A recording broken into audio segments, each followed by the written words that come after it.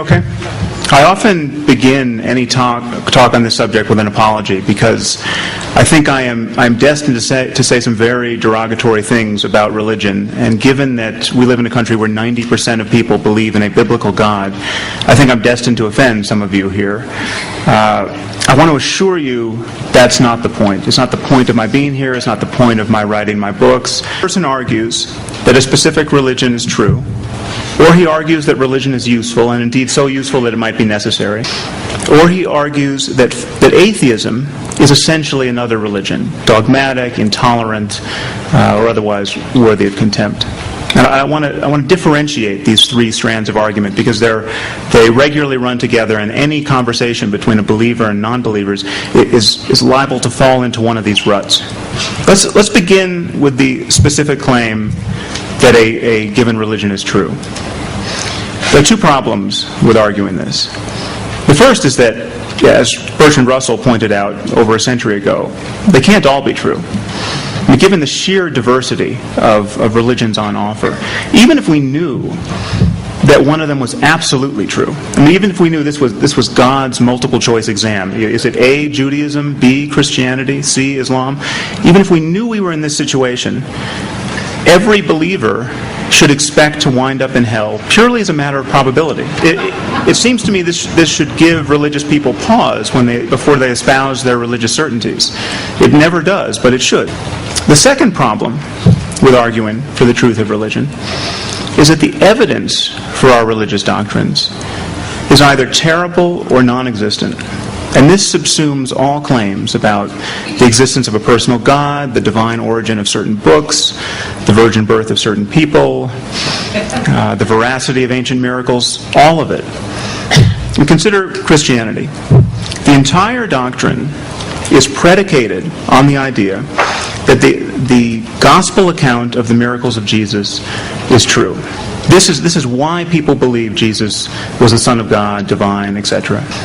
This textual claim is problematic because everyone acknowledges that the Gospels followed Jesus' ministry by decades, and there's no extra biblical account of his miracles. But the truth is quite a bit worse than that.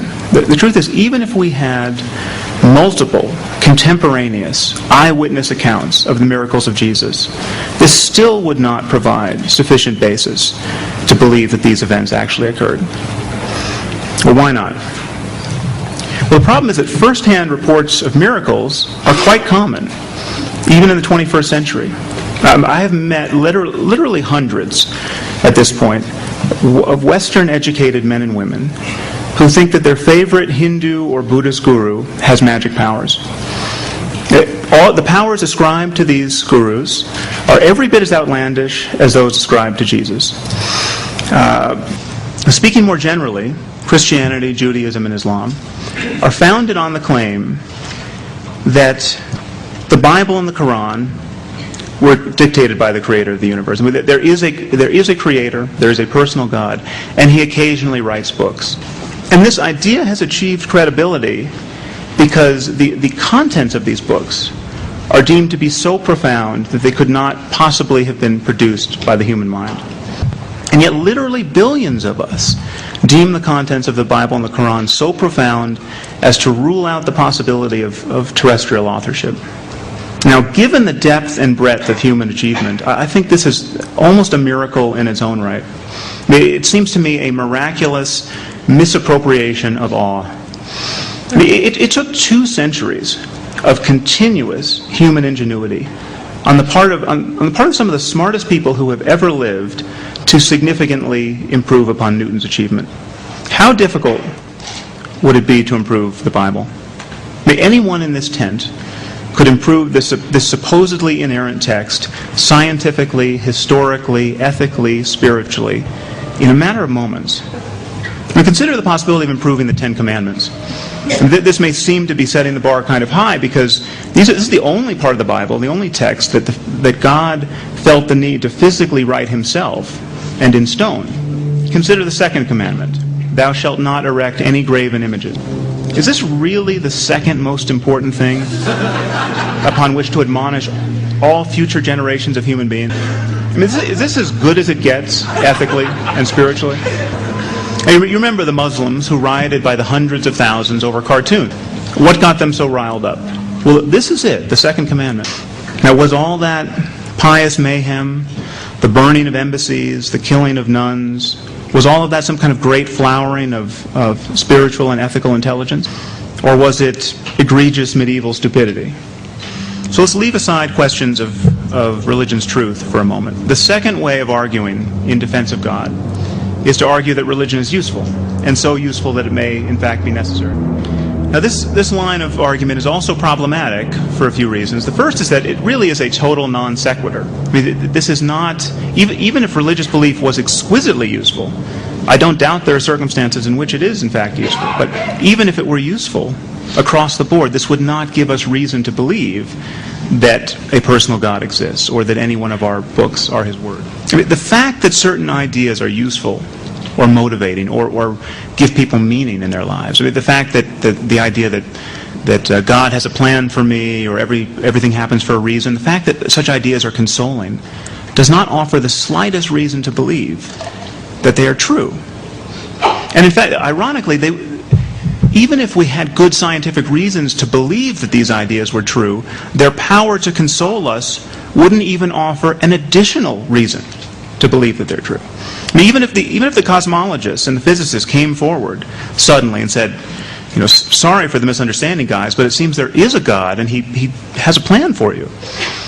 The fact that so many of us would find this consoling would give us further reason to be skeptical in scientific terms. This is why we have phrases like wishful thinking and self-delusion and self-deception.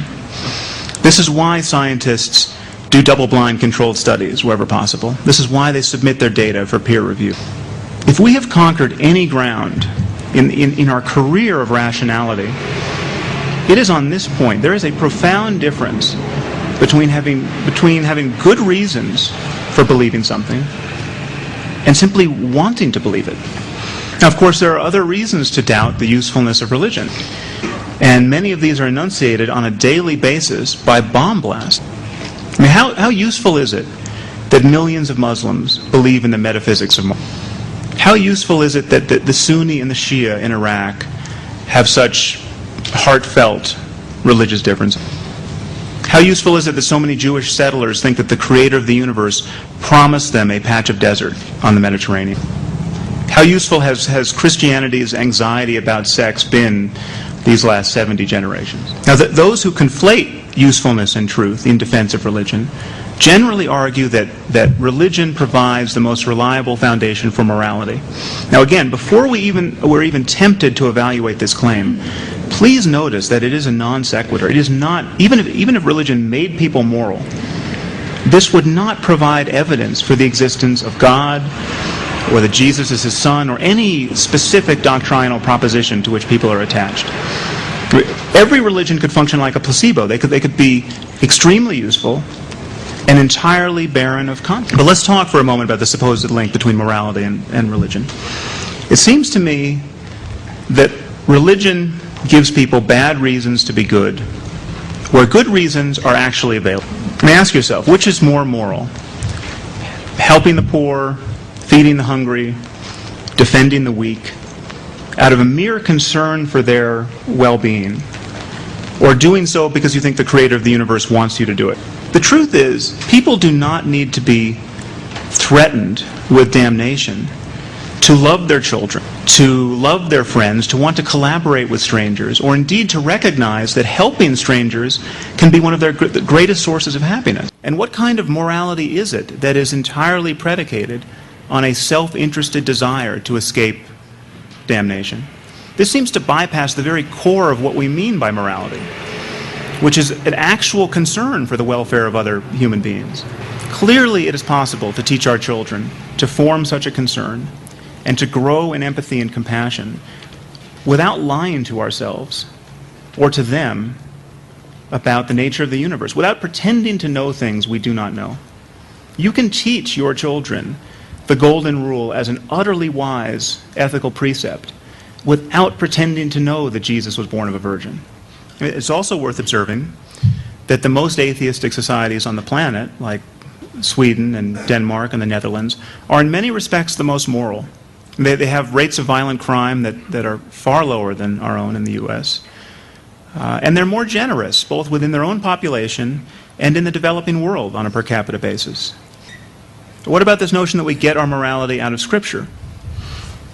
Well, clearly we don't get our most basic moral impulses out of Scripture, because these can be seen emerging very early. I mean, toddlers 18 months old will spontaneously try to comfort somebody who looks upset. And a person clearly doesn't learn that cruelty is wrong by reading the Bible or the Quran, because if you don't already know that going in, you're just going to be confronted with endless celebrations of cruelty in these texts. I mean, these books are bursting with celebrations of cruelty, both human and divine. The God of the Bible hates sodomy and will kill you for it. In the Old Testament, we witness the most immoral behavior imaginable. Genocide, ethnic cleansing, sexual slavery, the murder of children, kidnapping, all of it not only permitted by God, but mandated by God. I mean, if you doubt this, take another look at books like Exodus and Leviticus and Deuteronomy and 2 Samuel and Numbers and 1 and 2 Kings and Zechariah. I mean, these books, in these books, the most unethical behavior is celebrated. If these events occurred in our own time, half the prophets and kings of Israel would be shackled and brought to the Hague for crimes against humanity, including Moses for slaughtering the Midianites, including Joshua for slaughtering the Amalekites, including Elijah for slaughtering the prophets of Baal. I mean, these men, by our standards today, they were utter psychopaths. As was Abraham for, as Christopher Hitchens recently put it, for taking such a long and gloomy walk with his son Isaac. Now you might wonder, well, what about the 10 Commandments? What about thou shalt not murder? Well, the problem is the 10 Commandments simply give us more bad reasons to kill people. I mean, what are you supposed to do when your best friend breaks the Sabbath, or erects a graven image, or takes the Lord's name in vain? You're supposed to kill him. And if you're unwilling to kill him, your neighbors are supposed to kill you. Is this really the best book we have on morality? Is it even a good book? Now, happily, most Christians and Jews now disregard the morality on offer in the Old Testament. And they rationalize the barbarity we find there by saying, oh, this was appropriate to the time, it was appropriate to the ancient world. The idea being that the Canaanites were so ill-behaved that just getting together a short list of reasons to kill your neighbor and sticking to it was a great improvement over the general barbarity of the time. No, it wasn't. It was within the moral compass of human beings then to recognize that killing somebody for adultery was evil. Numerous Greek philosophers managed it. So Jews and Christians are simply lying to themselves when they talk about the impediments to morality that prevailed in the 5th century BC. And the other thing to notice is that rationalizing the barbarism we find in the Old Testament merely renders it irrelevant. It doesn't render these books morally wise. I mean, it is faint praise indeed if the best that can be said of much of Scripture is that it can now be safely ignored. Now, and despite what Christians say on the subject, the New Testament isn't so good as to make the Bible a reliable basis of morality. In fact, much of the book is an embarrassment to anyone who would say it is a moral book, much less a perfectly moral book. And nowhere is this clearer than on the question of slavery. And the truth is, the Bible in its totality, Old Testament, New Testament, support slavery. If we recognize anything, if we converge on any point in ethical terms now, it's that slavery is evil. Nowhere in the Bible is this evil recognized, much less repudiated. The slaveholders of the South were on the winning side of a theological argument. They knew it. They never stopped talking about it. The best God does in the Old Testament is to admonish us not to beat our slaves so badly that we injure their eyes or their teeth, or not to beat them so badly with a rod that they die on the spot. If they die after a day or two, consider the treatment of women. And for millennia, the great theologians and prophets of our religions have set to work on the riddle of womanhood. And the result in various times and places has been widow burning and honor killing and genital mutilation, a cultic obsession with virginity, just other forms of physical and psychological abuse so kaleidoscopic in variety as to scarcely admit of being summarized. Now, I have no doubt that much of this sexist evil predates religion and can be ascribed to our biology, but there's no question that religion promulgates and renders sacrosanct attitudes toward women that would be unseemly in a brachiating ape. Now, while man was made in the image of God, woman was made in the image of man, according to Judaism, Christianity, and Islam. Her humanity, therefore, is derivative. It's ersatz. The Old Testament values the life of a woman at 1/2 to 2/3 that of a man. The Quran says that the testimony of 2 women is required to offset the testimony of 1 man. And every woman is deserving of 1/2 her brother's share of inheritance. But the biblical God has made it perfectly clear that women are expected to live in absolute subjugation to their fathers until the moment they are pressed into connubial service to their husband. And the New Testament offers no relief. I mean, St. Paul put it in his letter to the Ephesians, "Wives, be subject to your husbands as to the Lord. For the husband is the head of the wife, as Christ is the head of the church. As the church is subject to Christ, so let wives be subject to their husbands in all things." The Quran delivers the same message. And on most translations, says that disobedient wives should be whipped or scourged or beaten. The net effect of religion, especially in the Abrahamic tradition, has been to demonize female sexuality and portray women as morally and intellectually. I mean, every woman, it is imagined, holds the honor of the men in her lives for ransom and is liable to tarnish it with a glance or destroy it outright through sexual indiscretion.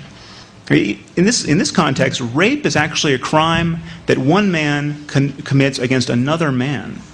The woman is only shame's vehicle, and often culpably acquiescent, being all blandishments and guile and winking treachery. In the Old Testament, in Deuteronomy 22, God says that if a woman doesn't scream loudly enough while being raped, she should be stoned to death as an accessory to her own defilement. And there's no escaping the view in the Bible and the Quran that women have been put on earth to serve men, to keep their homes in order, and to be incubators of sons.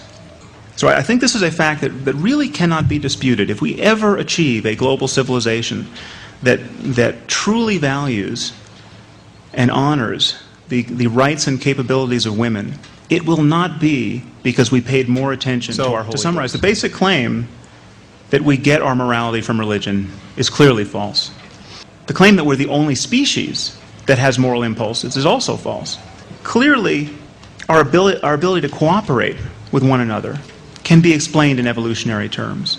I mean, chimpanzees, with whom we share 99% of our DNA, find one another's emotional lives contagious, just as we do. They're motivated to reconcile after disputes, to comfort one another. Chimpanzees have even died trying to save other chimpanzees from drowning. They react negatively to situations that they perceive as unfair, like the unequal distribution of food. Given how gregarious all primates are, it is not a surprise that evolution would have selected for a variety of ethical concerns and social instincts. Now, religious people, I think, are right to believe that our morality isn't merely a product of culture. I mean, it is deeply hardwired in us. And it clearly is massively empowered by our ability to speak and to write. I mean, language gives us the capacity to extend our moral horizons beyond our mere family and kin, and even beyond our species. But it's also, it should be pointed out, that language also empowers our hatred and stupidity to a remarkable degree. And we are the only species, to my knowledge, that can forsake life-saving medical research, demonize homosexuals, or fly planes into buildings because of what we tell one another about God. The fact is, the basic fact is, on this point of morality, is that we decide what is good in our good books. I mean, we come to the Bible and we see that it says in Leviticus, if a woman is not a virgin on her wedding night, you're supposed to stone her to death on her father's doorstep. We choose to reject this pearl of ancient wisdom. And then we choose to emphasize something like the golden rule. So that the guarantor of our morality is in our brains, not in our books. So I've spoken about the problems in arguing that religion is true and in arguing that religion is useful. The last way of defending God is to argue that atheism is dogmatic, intolerant, or otherwise worthy of reproach. Now, as I pointed out in my second book, Letter to a Christian Nation, atheism is really a term we do not need. I mean, in the same way that we don't have a word for someone who's not an astrologer. You know, we don't have websites for non-astrologers. There are no groups for non-astrologers. Nobody wakes up in the morning feeling the need to remind himself that he's not an astrologer. The irony is that atheism is completely without content. It is not a philosophical position. And all religious people are atheists with respect to everyone else's religion. I mean, we're all atheists with respect to the thousands of dead gods who lie in that mass grave we call mythology. I mean, think of Thor and Isis and Zeus. These were once gods in good standing among our ancestors. Everyone now rejects them. Well, actually not everyone. I occasionally get hate mail from people who do believe in Zeus, but that's another story. But more importantly, every Christian rejects the claims of Islam, just as I do. Muslims claim that they have the perfect word of the creator of the universe. Why do they believe this? Because it says so in the book. Sorry, not good enough. So this term atheism really is misleading. We're talking about specific truth claims and their evidence, or lack thereof. Now, what about the charge that atheism is dogmatic? Let's get this straight. Jews, Christians, and Muslims claim that their holy books are so profound, so prescient of humanity's needs, that they could have only been written by an omniscient being. An atheist is simply a person who has entertained this claim, read the books, and found the claim to be ridiculous. This is not dogmatism. There's nothing that an atheist needs to believe on insufficient evidence in order to reject the biblical God. What dogma have we all embraced to not take Apollo and Zeus into account as we go about our day? Would it be dogmatic to doubt that the Iliad or the Odyssey was dictated by the creator of the universe? The atheist is simply saying, as Carl Sagan did, that extraordinary claims require extraordinary evidence. If ever there were an antidote to dogmatism, this is it. There's a related claim that atheists and scientists generally are arrogant. Now, this is rather ironic. The truth is that when scientists don't know something, like why the universe came into being or how the first self-replicating molecules formed on Earth, they tend to... Pretending to know things you do not know is a profound liability in science. You get punished for this rather quickly. But pretending to know things you do not know is the lifeblood of faith-based religion. This is really one of the profound ironies of religious discourse, in the frequency with which you can hear religious people praise themselves for their humility while tacitly claiming to know things about cosmology and physics and chemistry and paleontology that no scientist knows. I mean, any person who dignifies Genesis as an account of creation, or even as informative, is essentially saying to someone like Stephen Hawking, Stephen, you're a smart guy, and I see you got a lot of equations over there, but you don't know enough about cosmology. It says here that God did this in 6 days and then rested on the seventh, and I don't see how you've really grappled with the nuances of the biblical account. This would be amusing if it were not having such a disastrous effect upon our public policy. It is impeding medical research and the teaching of science in this country. 30% of biology teachers in the United States at the high school level don't even mention evolution because of the hassle occasioned by the religious hysteria that it provokes in their students and their students' parents. There's no question that this is eroding our stature in the eyes of the rest of the developed world. It's not arrogant or dogmatic to point this out. It seems to me that our intellectual honesty lives or dies in this trench. Now, it's also commonly imagined that atheists think there is nothing beyond human life and human understanding. The truth is that atheists are free to admit that there's much about the universe we don't understand. I mean, it is obvious we don't understand the universe. But it is even more obvious that neither the Bible nor the Quran reflects our best understanding of it.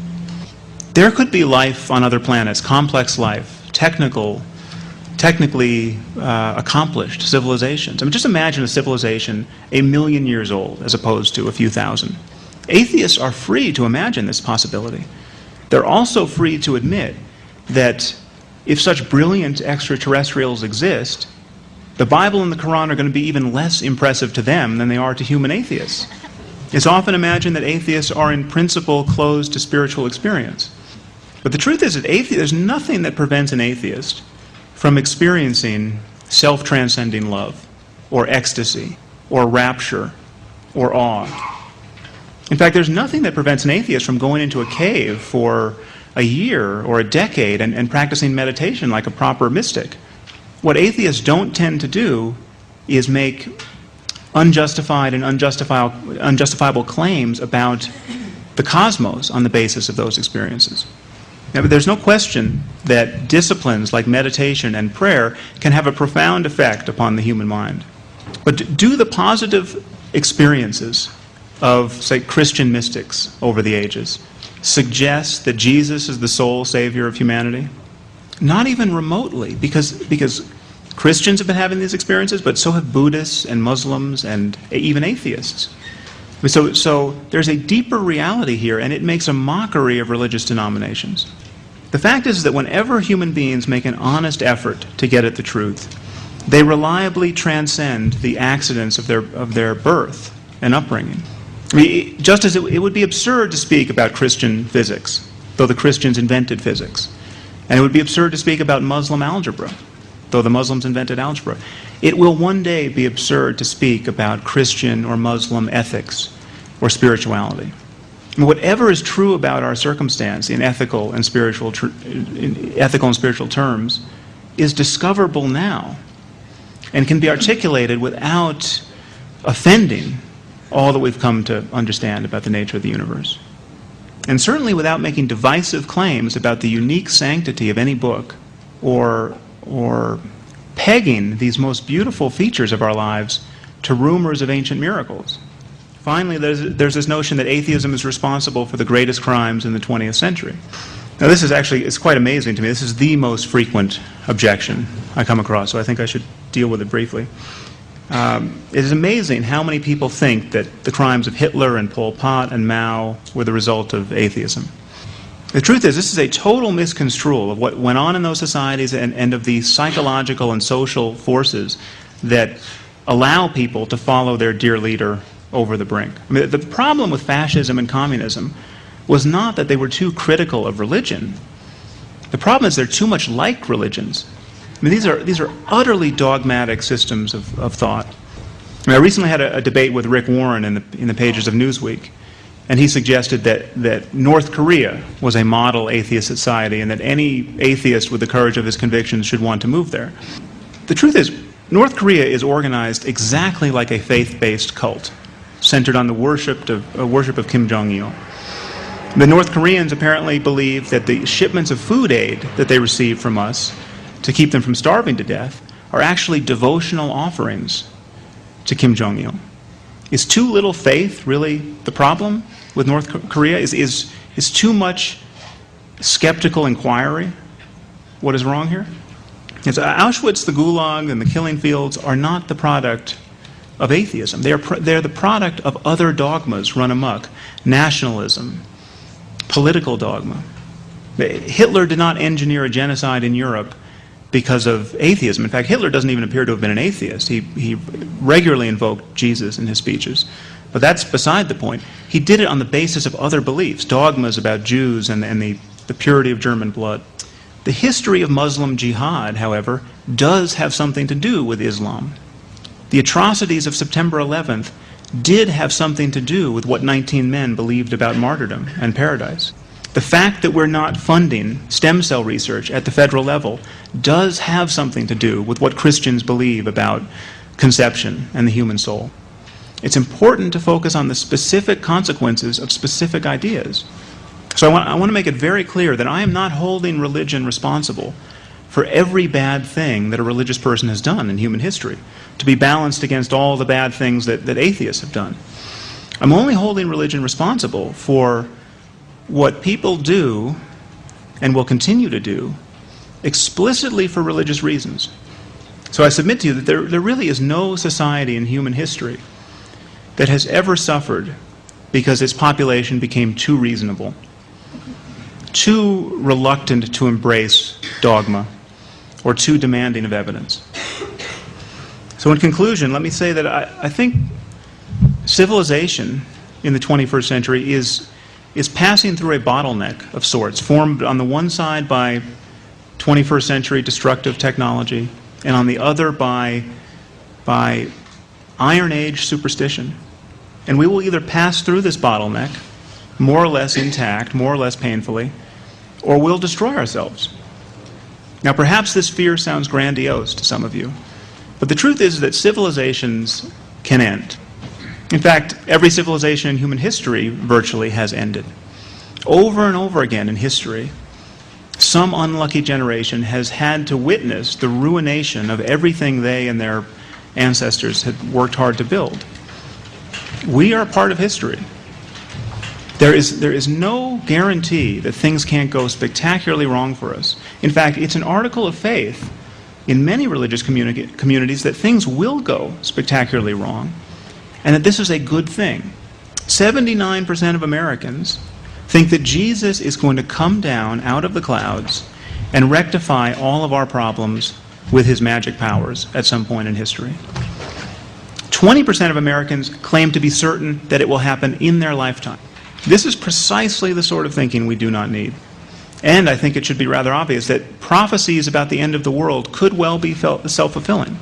So in the uniqueness of our circumstance, with respect to the growth of technology, I think also shouldn't be ignored. I mean, not only is technology growing, but the rate at which technology is growing is also growing. If we accept the, I think, quite reasonable premise that it's going to remain easier to break things than to fix them or defend them, the growth of technology is quite sobering in the way that it is interacting with religion, especially in a world that has been shattered into competing religious and moral communities. And especially among communities who think death is an illusion, that this world is fit only to be consumed by God's fury, and that the destruction of every tangible good will itself be the highest good because it will be a gateway to eternity.